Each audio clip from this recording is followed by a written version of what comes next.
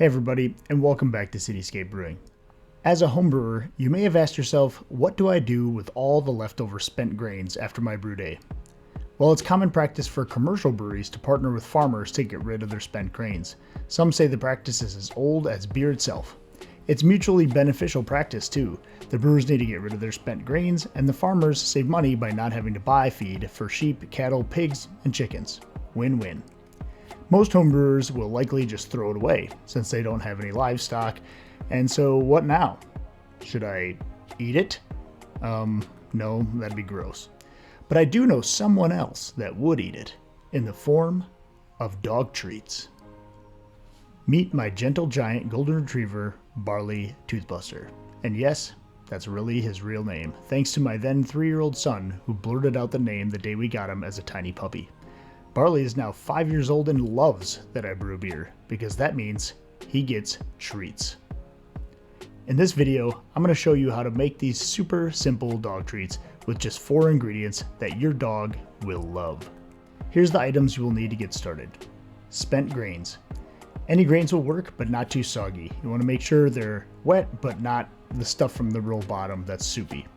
If you're not a brewer, ask a microbrew or another home brewer to save you some. Also, some websites say that hops can be toxic to dogs, so make sure that the grains are free from hops. Next, you'll need peanut butter, all-purpose flour, 2 eggs, a large mixing bowl, a rolling pin, a 1-cup measuring cup, a cookie cutter, and baking sheets. And lastly, a delicious beer for yourself, because you deserve it.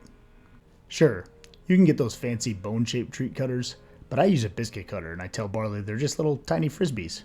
He doesn't seem to mind.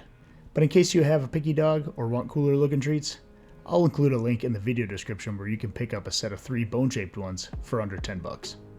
We're going to start by preheating the oven to 350 degrees Fahrenheit.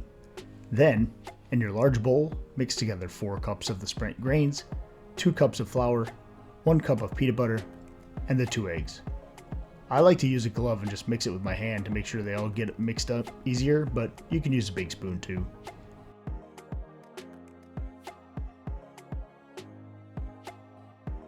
Once the ingredients are all mixed up, make sure the dough is not too dry or sticky, and if needed, add a little bit of flour or even a teaspoon of water if it's too dry.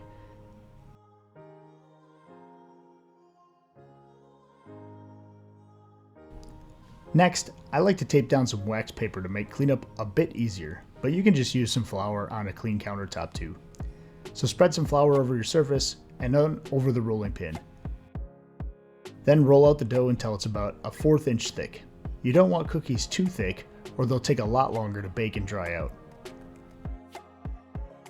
Next, use your cookie cutter to start cutting the dog treats.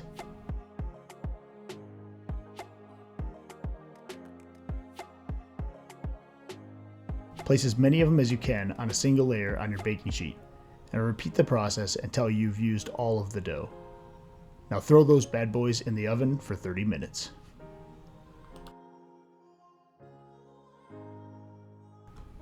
Now it's time to clean up your mess, give yourself a high five for being awesome, and grab yourself another beer. After the initial 30 minutes of baking, turn down your oven to 200 degrees Fahrenheit. Flip those treats over and let them bake for another 1 to 2 hours. Depending on the thickness of your treats, this time will vary, but you'll know when they're done when they're completely hard when you squeeze them. You shouldn't have much, if any, soft areas in the treats. It's really important that the treats don't have any moisture, or they can develop mold when they are stored long term. I have this odd feeling that Barley already knows that I'm making treats for him. Also, while you're waiting around, you need to hit that like and subscribe button, and also click that little bell so you get notified when new Cityscape videos and live feeds drop. Also, just think about how happy your dog's going to be after he gets one of these amazing treats. No wonder dog is man's best friend. I mean, if Barley could make me treats, he totally would. I wonder what it would be like to have a beer with Barley. Probably something like this. You want to keep checking your treats, and pull out any ones that are done and put on a cooling rack, and leave any softer ones in a bit longer. Then you can store these in a bucket or treat container for safekeeping. They're dehydrated, so they should last for months without needing to be refrigerated or frozen. Lastly, high five your dog and give him one of the treats, because you guys did awesome. And you guys are awesome. Don't forget to hit that like and subscribe button. It helps the channel out a lot. Happy brewing, and cheers. Hey, thanks for watching my video. I really do appreciate it. A way you can support the channel is just by buying me a beer. There's a button right there on the screen, and there's a link in the video description below. You can also check out the merchandise in our store, and you can hit the video on the screen right now. You know you want to.